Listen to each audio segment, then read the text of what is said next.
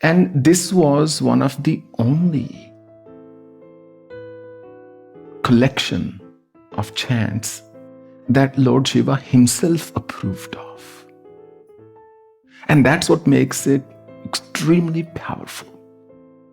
In the whole of the Vedas, when Shiva said, okay, you can call upon me using this, it's the only Namakam and Chamakam is the only section of mantras that he approved of, and he agreed with Narada, fine, you can include me. He's always been the shy kind, the recluse kind.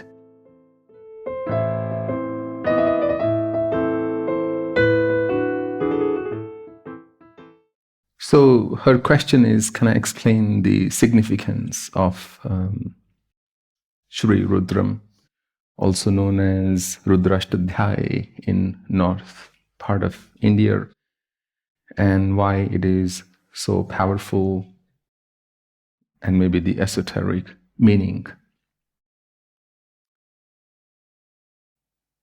As I shared yesterday in my reading of the legend of the goddess, that Lord Shiva set up his vast tribe, and the tribe was called Rudra.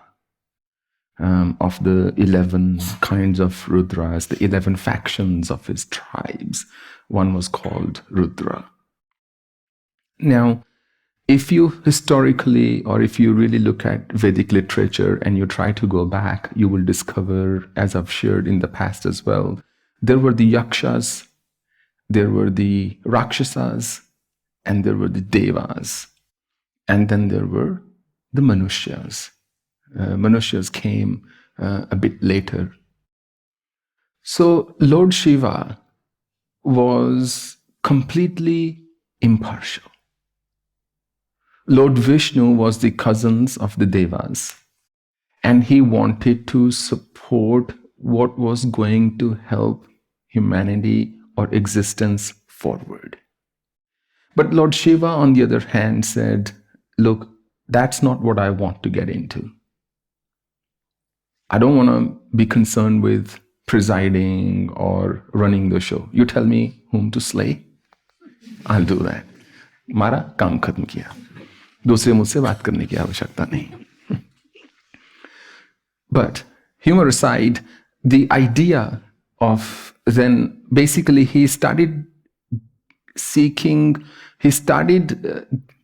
people who were outcast started seeking the refuge of Shiva, who did not really care about getting included in the Vedas.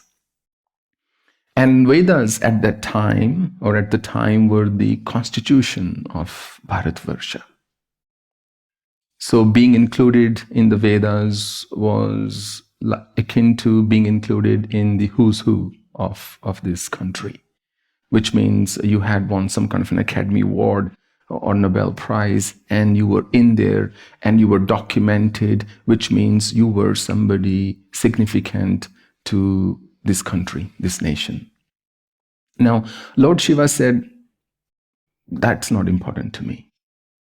And Indra was very pally with Devrishi Narada.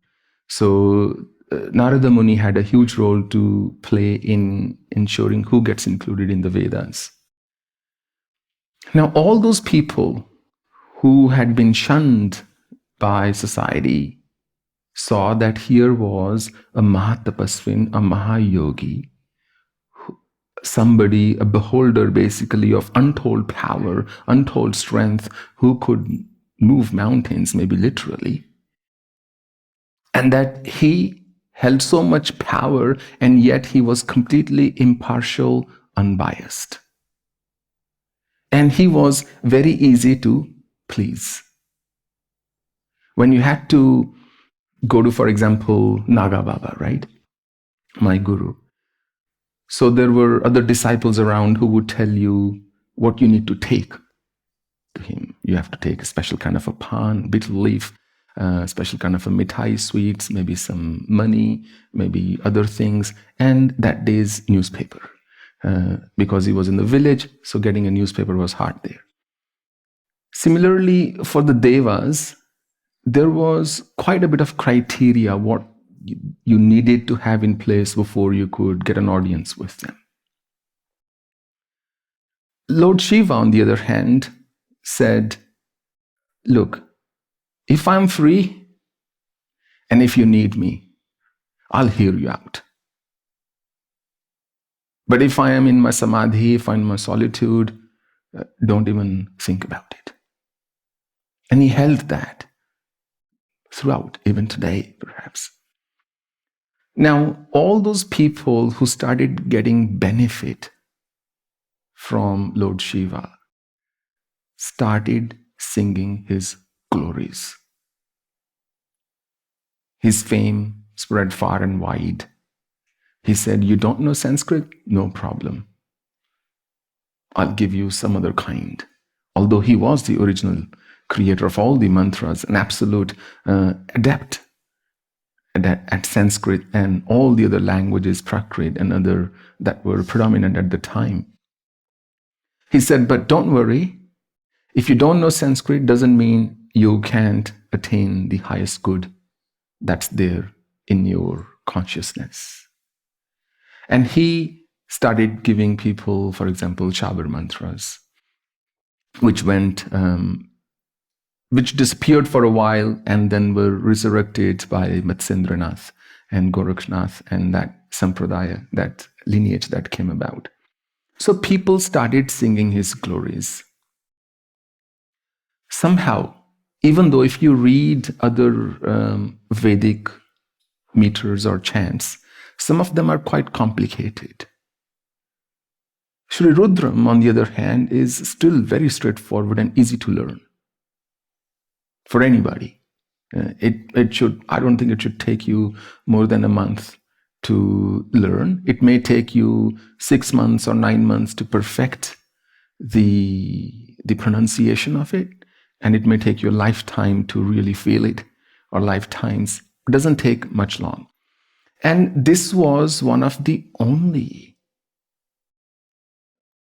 collection of chants that Lord Shiva himself approved of. And that's what makes it extremely powerful. In the whole of the Vedas, when Shiva said, okay, you can call upon me using this, it's the only Namakam and Chamakam is the only section of mantras that he approved of, and he agreed with Narada, fine, you can include me. He's always been the shy kind, the recluse kind. Now, when Ved Vyasa, for example, speaks about Bhagavad Gita and he says, Ya Swama Padmanabhasya Mukhpadamadi Vinisrita. And he says, Gita Sugita Kritabhya Kamanna Shastra Vistra.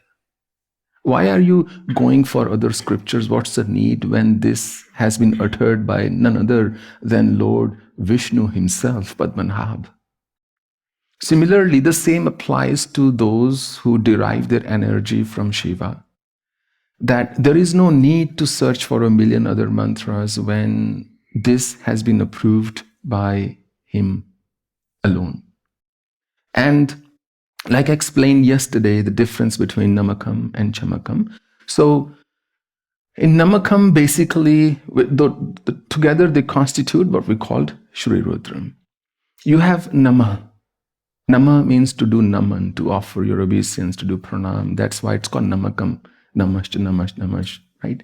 And then you have Chamakam, where there is a desire as well. And Cha is also Sandhi in Sanskrit, which means and, or. So if you are a parent and your child comes to you and says, well, you promised to get me a PlayStation. Do you still promise that? And you promised to take me on a vacation. Do you still promise that?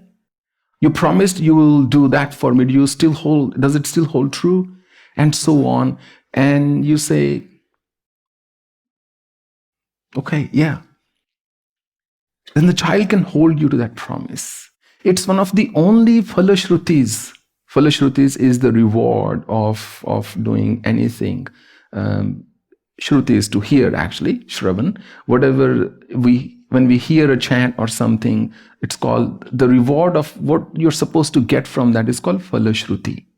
And chanting of Phalashruti means you're simply hearing the reward. Now, in most places, including Vishnu Sahasranamam, the reward is not promised by the deity himself or herself.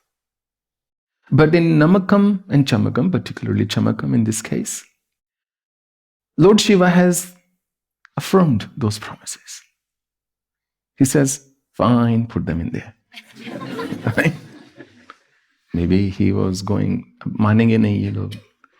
let it be. That's why it's called Bholenath. Imagine somebody holding him up to hundreds of promises and him saying, yeah, okay, fine. Lord Vishnu, on the other hand, says, yes, but you have to see your karma. By the way, there is also prarabdha, there is destiny. And do you have enough resources? You see about that too. And I can't say if you have the right mindset or if you're putting in the right effort. So it slips in these caveats that people can't seem to go around. But Bhagwan Shiva's method is straightforward. You do this, you get that. And if somebody comes in between, I'll see to it.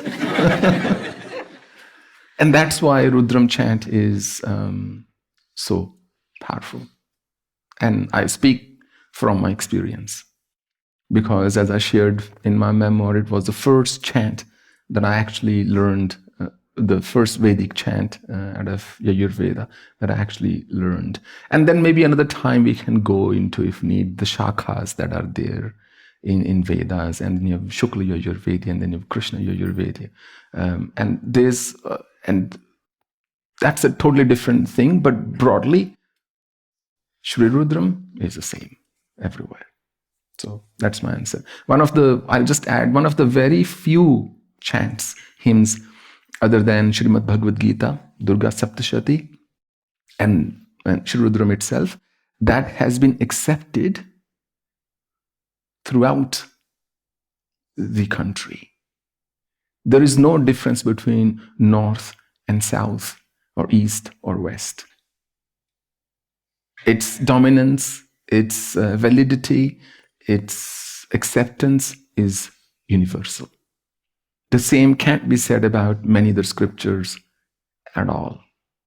And perhaps Vishnu Sahasranama would also be an exception, but if not for Shankaracharya, people in the north wouldn't know much about it. And I've clarified it in this book, The Legend of the Goddess, that, the thing we say about Ksheer Sagara. So Lord Vishnu's summer residence was near the present-day Kerala. So he would spend his summers near the ocean, by the beach.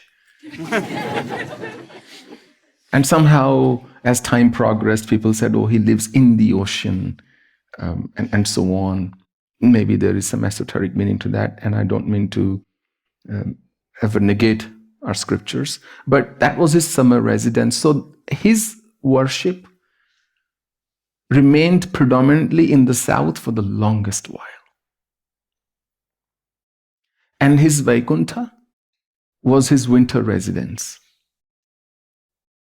So in the Himalayas, when it would be too snowy and so on, he would come down for the winters. I said the opposite, like when it's really snowing, he would spend his time near Ksheer Sagar, which pretty much, although it is literal for even milk, the ocean of milk or honey, but the beaches were pristine white sand beaches.